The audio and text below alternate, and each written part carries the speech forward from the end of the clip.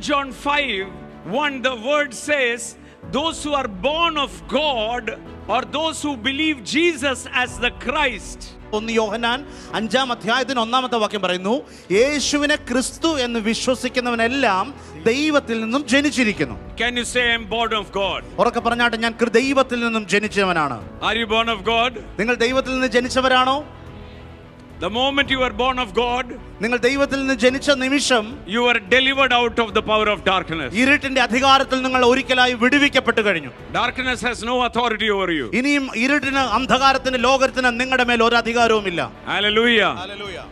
And made us sit together with him in heavenly places. എന്നെയും നിങ്ങളെയും ഉയർപ്പിച്ച സ്വർഗീയ സ്ഥലങ്ങളിൽ ദൈവത്തോടു കൂടി ഇരുത്തി. Made us sit together in heavenly places in Christ Jesus.